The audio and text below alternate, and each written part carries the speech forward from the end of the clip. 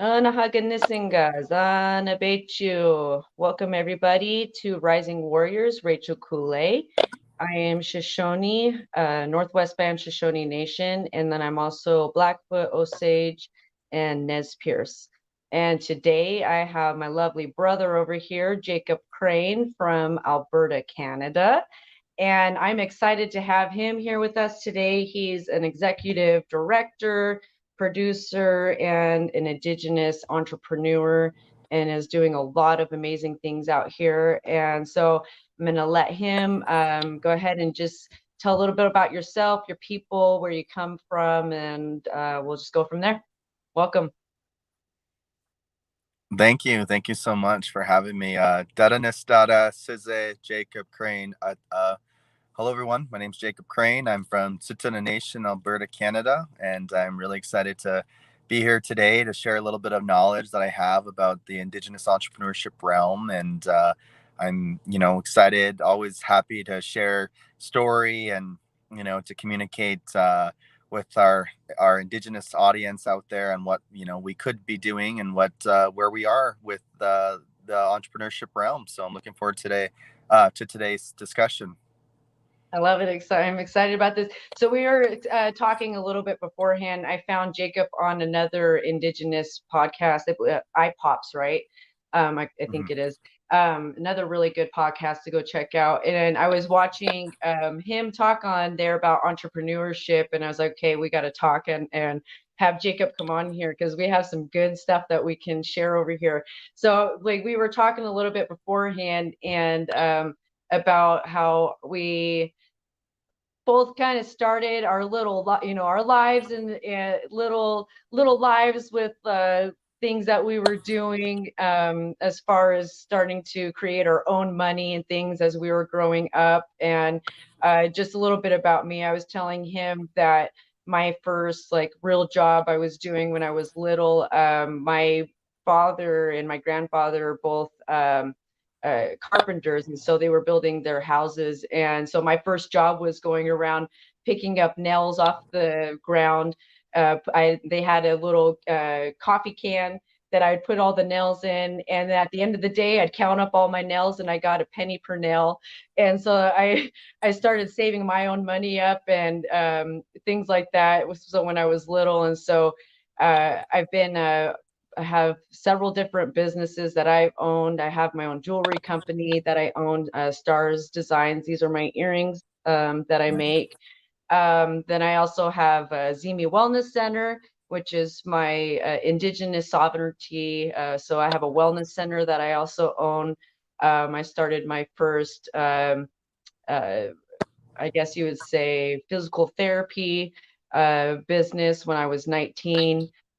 So I was listening to you talk about your little journey, selling, uh, what was it, gum at the powwow. So when you're little, so I want you to just go back from like the beginning of, your childhood and, what inspired you to start selling, gum at powwow that led you to, your landscaping company that you had to, the director and producing that you're doing and things like that. So let's just like tell us your story. I'm excited to hear your story.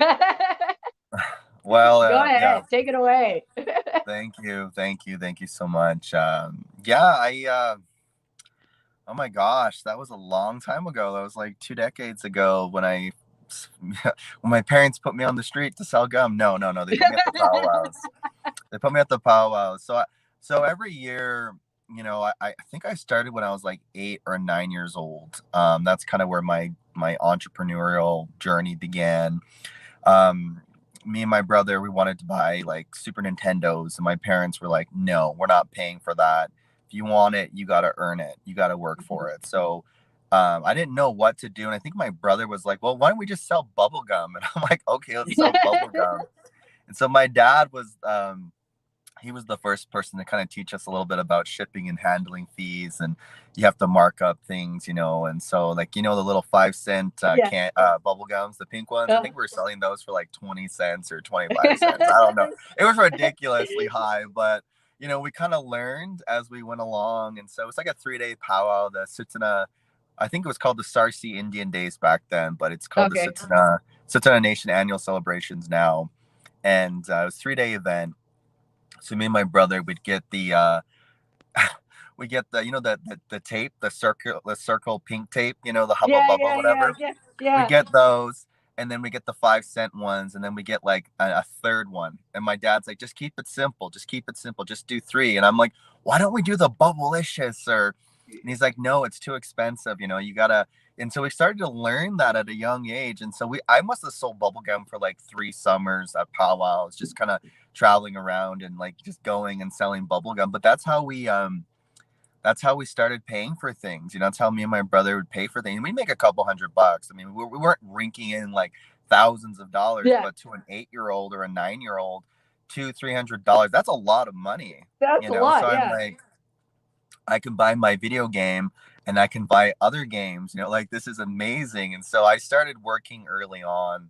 And so that's kind of like where those life lessons of entrepreneurial kind of started. That's where the seed was, planted, and I started to kind of grow. And so as I got older, I started doing other things. I was kind of doing some hustling, bringing things across the line. Like, I shouldn't say fireworks, but I brought fireworks. I brought fireworks into Canada. It was horrible. But I'm not saying do that. I'm not saying do that. But it taught me to take risks. It taught me to expand, to change, to change with the times. And my brother was still selling bubble gum, and I was over here like, hustling and whatever. It's horrible, but don't do that. Don't do that. But yeah, that's what I did for like 2 or 3 summers as well. So now we're in our teenage years, and I'm starting to like grow the operation. And I stopped doing the entrepreneurial thing because I moved down to Utah. I spent a lot of time in Provo, Utah, of all places, the strongholds of certain religions. I got a lot of family down there. Yeah, the stronghold. So I spent a lot of time down in Utah, and we just powwow. I learned how to sing. I learned how to dance a little bit. That's kind of where my dancing journey began. And my singing career kind of began in Utah as well. And so I did that for a number of years. And then, I was 22, I think, 22, 23. And, one day I was working for my tribe, my nation back home in Tsuut'ina, and I get this call from, the chief, and he's like, hey, I want you to come, work with me, and, come see me. And I'm like, oh my gosh, like, it felt like, the chief never calls me. I don't, like what? I felt like God called me, and I just picked up the phone, and I'm like, okay. And so I worked with him. For several summers. It's no secret. Everybody kind of knew I was working. Oh, there you are.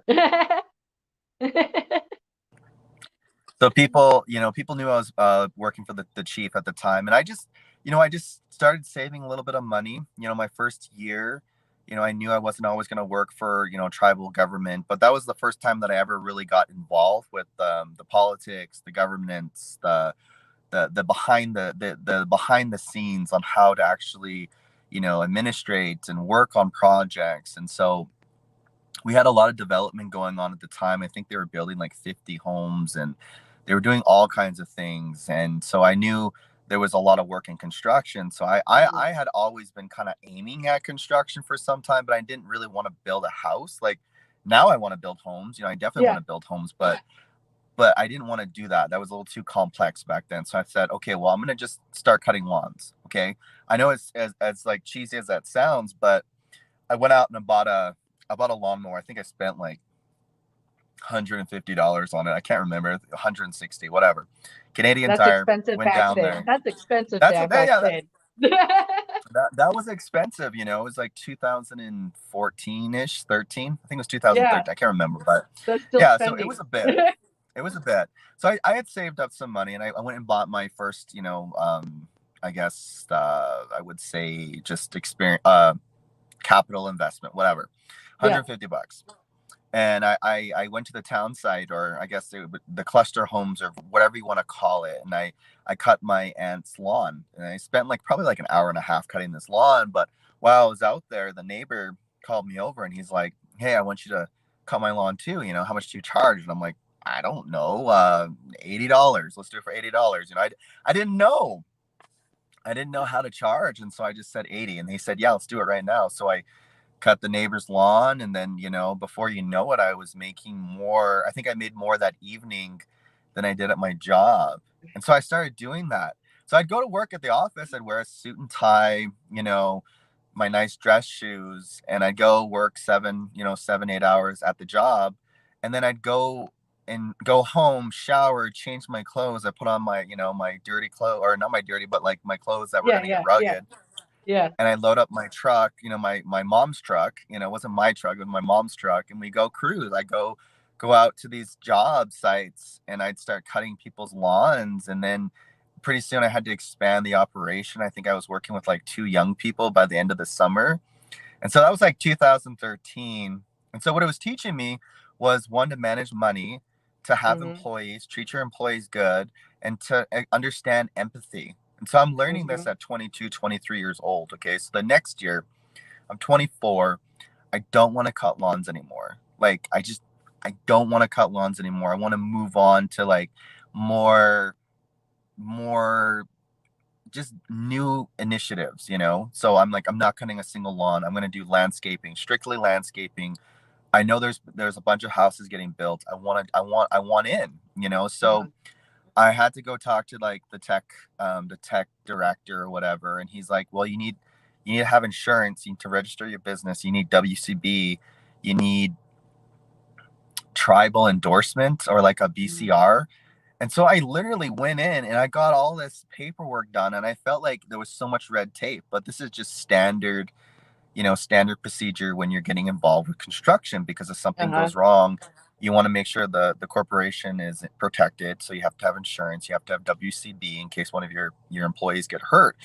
And so I lucked out. My brother-in-law, Dave Fox from the Blackfoot tribe, Kai and I, he just got let go from his job, or he just quit his job. I can't remember, but he came up, and he was 38 at the time, 37 at the time. And he's like, "Hey, I'm looking for work, and here I am, this little punk 24-year-old kid. I'm like, come work with me, with me." And so, we just started doing landscape projects. I think I scored 3 or 4, 5 jobs that summer, and they paid pretty well. And so by the end of the summer, I had a crew of 5, and we had just finished 5 projects. So I was and so I just kept doing that every summer. And then I started to get away from that a little bit, because I wanted to do something else. And so I kind of started to go into a different direction of entrepreneurship, which was the whole media production company that I started 3 years ago. And that just kind of, it just blossomed. It really blossomed. Me and my co-founder, Adam Conte from the Tsuut'ina Nation. And so now I'm in Utah. Back then I was in Utah doing work with Native American people. And so here I am starting my first international business, because I'm First Nations, and I'm in the States. And now I'm starting to get involved with, Native American realm, which I was already a part of. I was already doing that before, but the first time that I'm really doing real business in the States. And so we started traveling around the country, working for Native American nonprofits. We started doing highlight videos for them.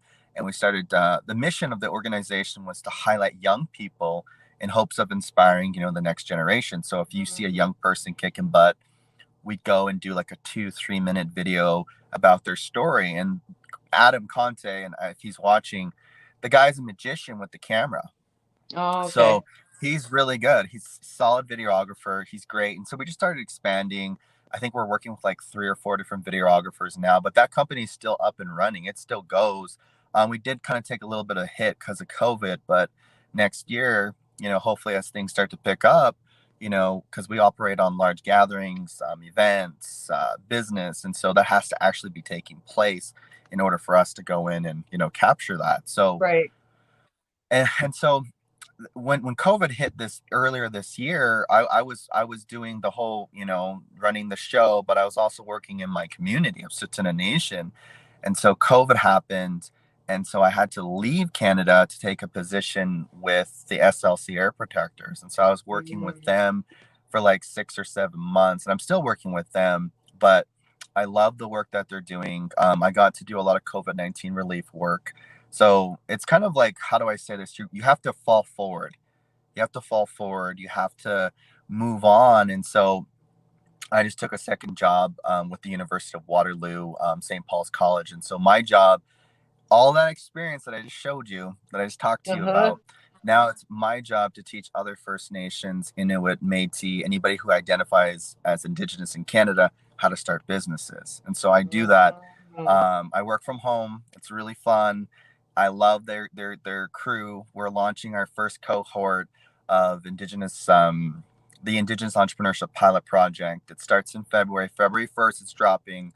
It's a 4-week course or program. It's free.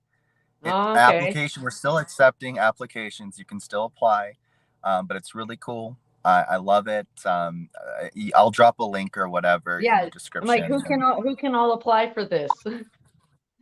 Anybody in Canada that is First Nations, Métis, Inuit, or self-identifies as Indigenous. You have to be a student. You have to be a student at a college or university in Canada, and that's it. You hear that? Free. You got to be a student, you guys. I have a lot of people watching in Canada too. So you guys, there's opportunities, but there's always opportunities everywhere, especially for Indigenous. You just have to know the resources and really, really look for them and network, really. It's a network. We really have to network. Go ahead. Network and work your butt off. Network and work your butt off. Those are the two things that I would say. And you have to, what's the word? Like, I'm not saying look the part, but you have to try and keep your word. That's the biggest thing that entrepreneurs or people get, and not just natives, like people fall down because they don't keep their word or they don't understand what that looks like. And I always say the number one thing when being an entrepreneur, an Indigenous entrepreneur, is keep your word. If you say you're going to be there at 8:00, be there at 8:00. If you say it's going to cost this much money, then that's how much money it goes. Try not to do change orders. Don't be late. Do not be late. It's horrible for business. It kills business, and it kills your credibility as a company and as a person. So do what you say you're going to do. Keep your word. So those are a little bit of knowledge right there. But and then don't overpromise. That's overpromising is the other one too. Learn to say no. It's okay to say no. Yeah, and know your limits, and exactly. Learn to say it's okay to say no, and learn to say no, because if I've done this before too, where you're like, okay, yeah, I want to do this. Oh yes, I'll take it on, and then before you know it, you're so overwhelmed that you're like running around like with chicken, with the head cut off, because you're just like you can't figure out which one, and you're already like overpromised, and then you end up letting people down, or you end up missing a project, or you miss a deadline or something. So then again, it goes back to then are you the credibility. So then that person now is, because you overpromised and now you didn't follow through. So then now you're creating like this reputation of, oh well, they seem to like always over do their plate, and it's a 50-50 chance that they might get it to me or not. And especially like with Indigenous, it's so important to follow through. But I was talking about this with my mom. If you actually go and look in the language itself, like my Shoshone language, everything that you're speaking, you are committing to what you're doing, what you are saying, you are going to do, you're going to follow through. There is no maybe, there is no, if it happens, it's, I am going for a walk. You're going to go for a walk. You're not going to say, I'm going to do this, and then you're not going to do it. So there's like this language of, like there is no broken promise in a sense. Like when you commit to something, you commit to it. And so it's like, like with even like with me, like in the model world and walking around, like people know Rachel's always, half hour early. And if I'm a half hour early, that's still to me sometimes considered late. And, and if Rachel's late, then something happened.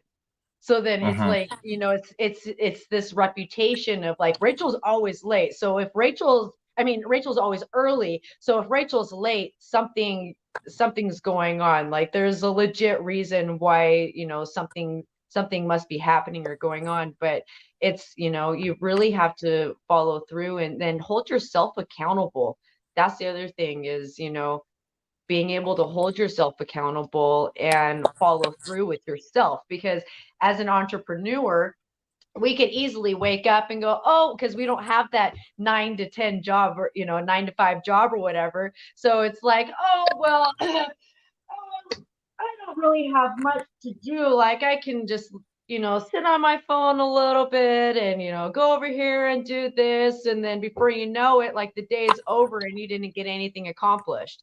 And it's like, for me, I have to have a schedule. I have to have a calendar and I have to go through and like plan my day, or else I don't get anything done. And then actually schedule my free time. I schedule my me time, and I schedule different times and I'm like, all right, well, we're done, like I got to move on to the next thing. But you got to hold yourself accountable for that.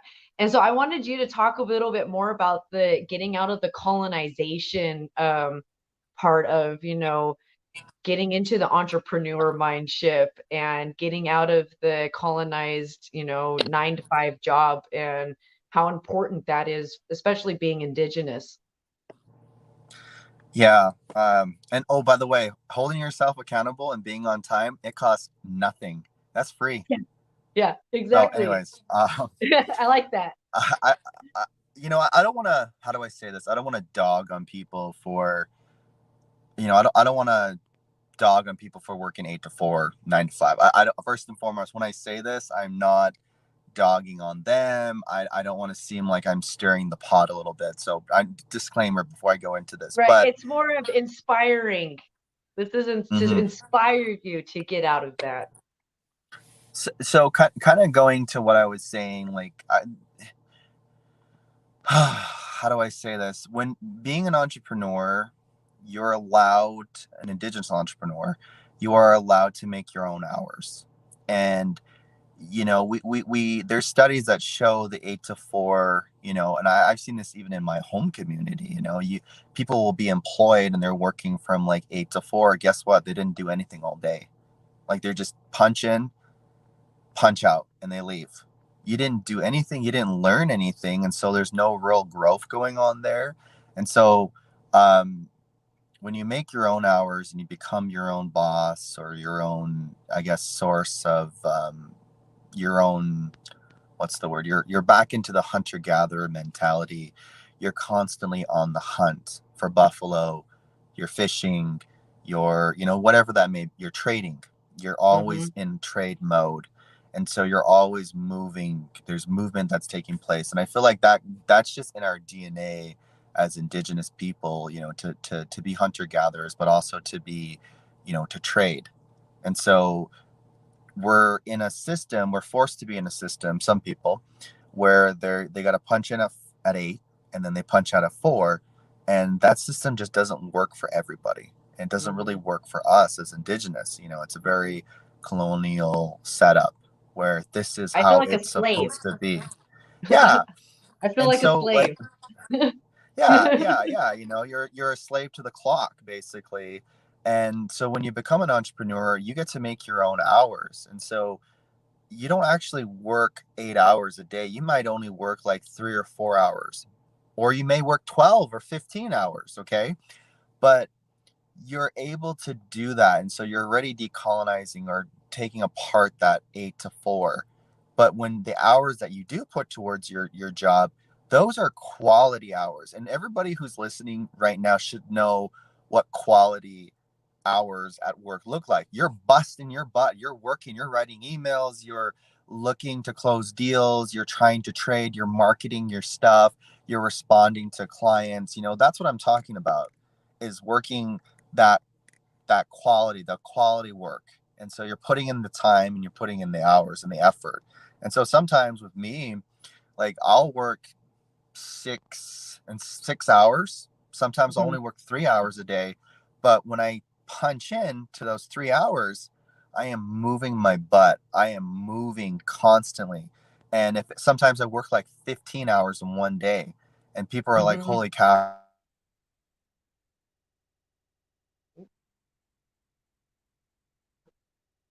like I'm in the middle of an interview right now, but Yeah. it's quality.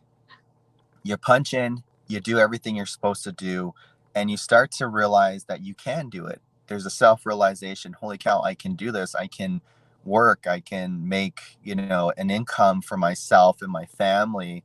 And, you just, it's a very empowering moment that happens at that time, at that point in Mhm. time where you're able to provide for your family. And you get to dictate on what providing for your family is really about, whether that's $30,000 a year or if that's $150,000 a year, you get to decide because you're the one putting in the time. And so if you want to make more money, then you have to put in more time. So that 10 to 15 hour, 8 to 12-hour days, you're going to have to do that because you want to make a larger, Mhm. unless you get lucky. Some people get lucky, like the TikTok has changed the game Right? completely.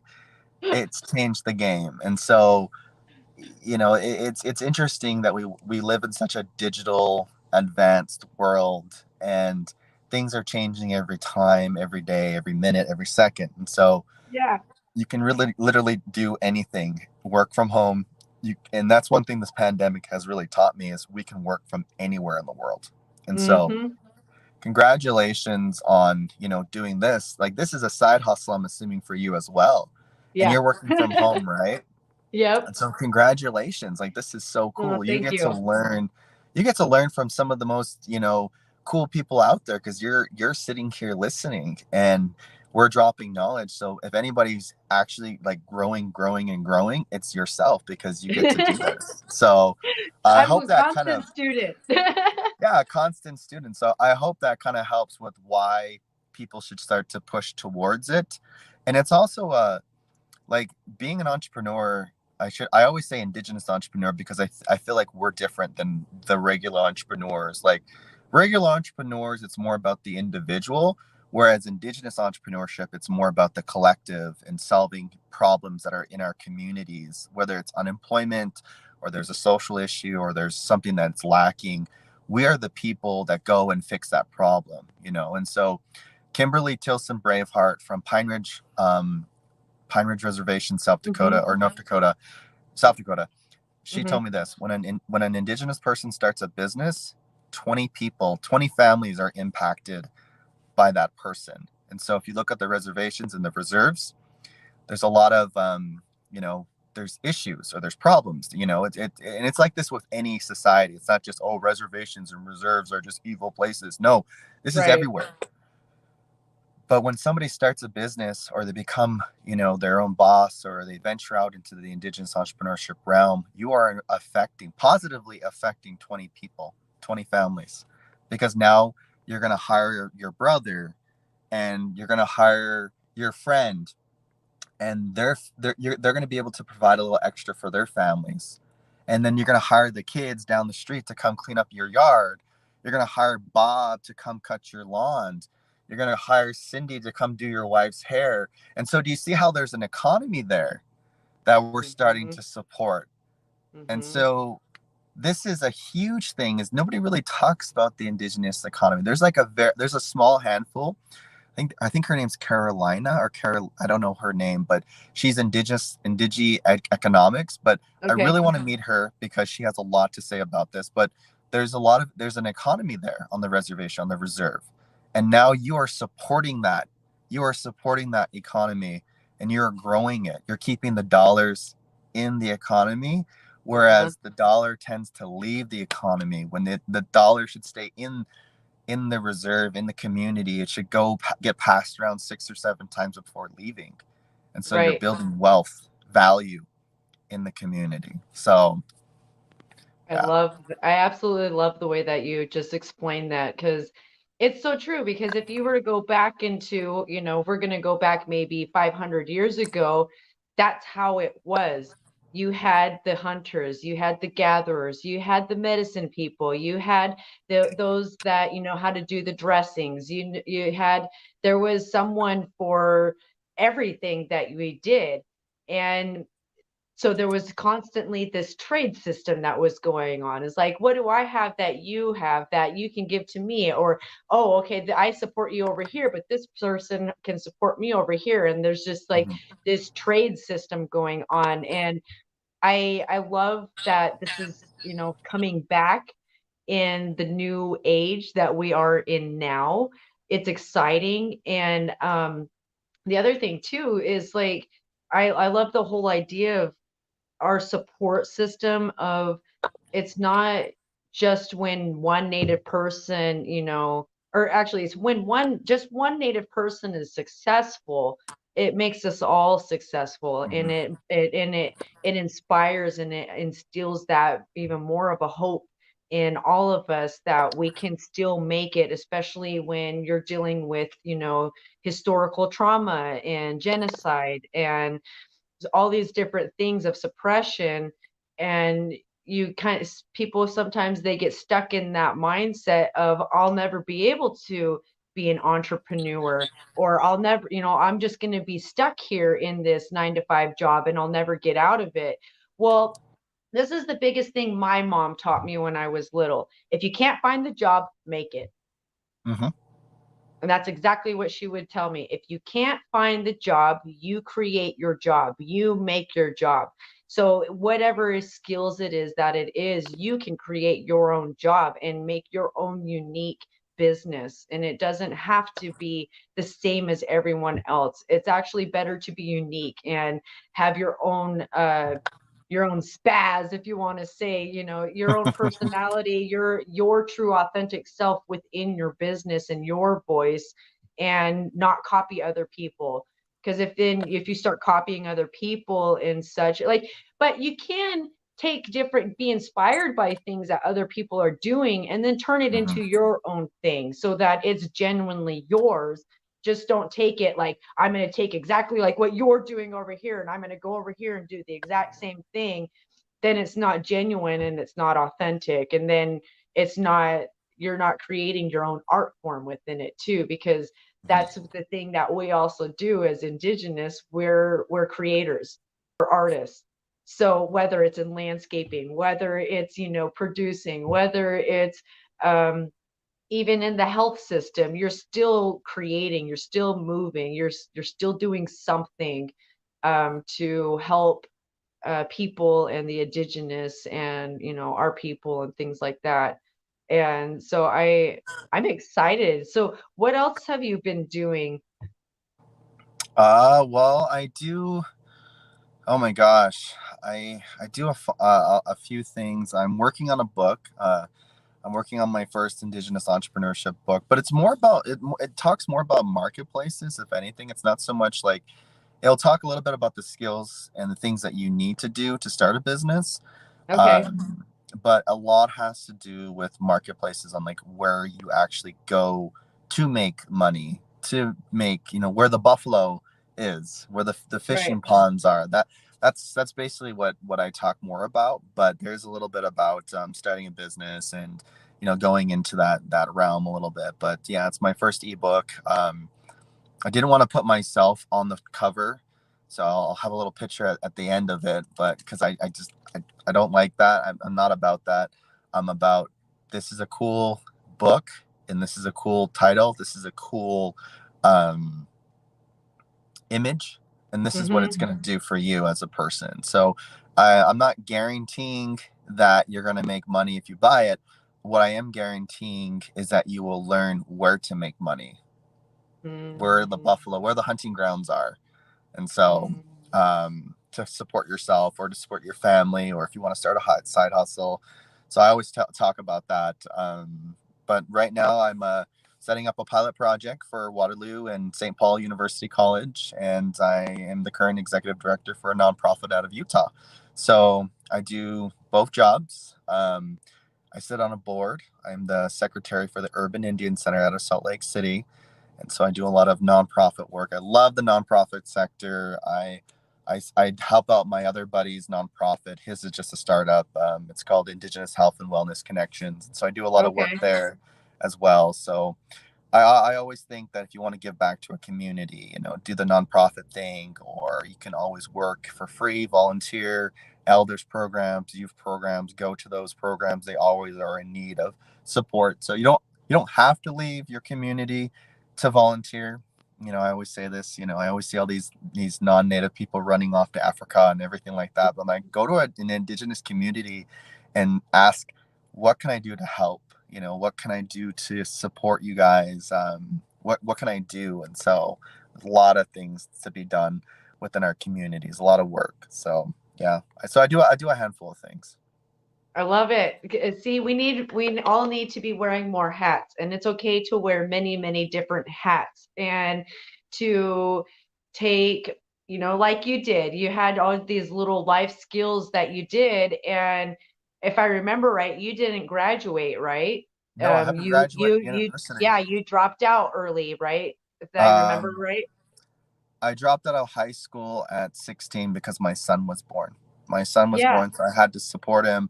It was a lot of work. It was a ton of work. Oh my gosh.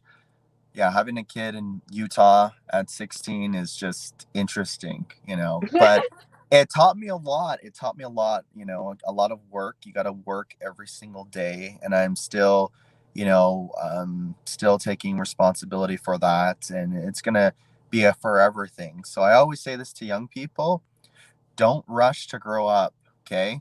Let it happen. It will happen, but you don't need to always rush into it. So don't do that.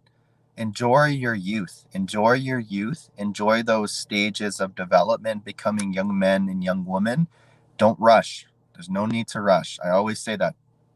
No rush. Enjoy the moment. Be a high school athlete. Be a high school whatever. Enjoy those moments, because once they're Hmm. gone, they are gone forever. And then you start to get the stress of being an adult. Getting married, or having a relationship with somebody, or having more children, or having children for the first time, buying a home, or taking on a job or two, trying to work your butt off. That will happen, but let it happen, gradually. Don't rush. Don't rush. Yeah, don't rush it. I left home early too. I ended up graduating early. I was fortunate to be able to go to a private school growing up. So by the time I was 16, I was able to graduate early and I left, but I left home and at a younger age. And my mom always would tell me I didn't get to finish raising you. And so it's true, and I see this. And we just, as teenagers, you're like, I want to be an adult and I want to have my freedom and I want to be able to, say and do whatever I want to do. And I don't want anybody telling me what to do. I know best. And it's like, just be like my geishon book, hold your horses. uh, just be patient and live in the moment and like take advantage of being able to be in school and learn and knowledge and things. And I was always taught that the only way that, especially as indigenous, that we're going to be able to make it in the society that we are is to learn their ways, to be able to step on the same page as them. So we have to be educated in ways. And Mhm. if it's not, even like with me, my physical therapy that I did, it was not, my training that I went and did was not in a university. It was not Yeah. in an institute. It was in a private, organization of gyrotonic, just like Pilates and yoga. It's its own private Mhm. organization. So that's the other thing, is that people don't realize, is that invest in yourself. And if you can invest in yourself and to whatever things it is. So like for me, I do a lot of physical therapy things. So I'm constantly studying and looking for different certifications and things to better educate myself with the body. And but you look for those resources. So whatever it is that you may be wanting to create for yourself, you go and you go study in whatever those small schools or institutes or whatever it is. It doesn't just have to be a university or a college. There's so many other outside resources to get certifications and things. But then not only that, you guys, it's a tax write-off.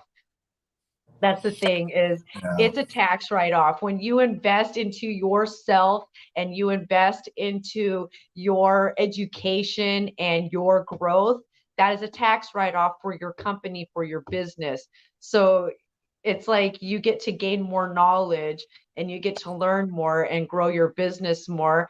And the more, tools that you have in your backpack over here, then you're able to really help and even charge more money for your services and whatever that may be, because you have the skills underneath you, instead of saying, oh yeah, I've done this and this, but you really don't have the real knowledge of really living it to step up to that, to be able to do it. So I guess I kind of want to leave it with that too, is that you can invest in yourself and use it as a tax write-off. And that's what I do with all of my studies. And I've been doing this for the past 15 years almost, with my, personal entrepreneurship and my own businesses, is, looking for those outside resources and, further education and using it as a tax write-off. Yeah, it's definitely a tax write-off in life too, right? Like, if the Yeah. more you learn, your older body or your older self is going to thank you for. And so education's a tool, entrepreneurship is a tool. It's a life tool. You will learn how to navigate all this stuff. Our language is a tool. Everything is a tool in our lives. And take it for whatever it is. And even this right now, people might be like, well, I don't really agree with what he said, or I don't agree with what she says. But it's like, you take it or you leave it. There's probably something here that was said that you might take with you for the rest of your life. And so I will say that, no, I think I'll leave it at that as well too. So just try, work your butt off. There's a lot of things that are free in this life, and that's holding yourself accountable and keeping your word. Those are free. So I love it. Well, thank you again for joining me today. And we'll get you those links shared too, for the workshop, because I'm interested in that too. For my cousin, my sister, because I have some family that's living up there in Canada that I'm thinking already that would be great for that. So thank you again. And I'm excited to stay in touch and see where you go further on the journey, and with everyone else too. And, it's never too late. I don't care how old you are. You could be in your 60s, 70s. It's never too late to start your own business and do what you have always dreamed to do. So you can make your own dreams come true. You just have to step up and you have to do the work. So I'm going to leave it with that. So, Oos, thank you everyone for joining today.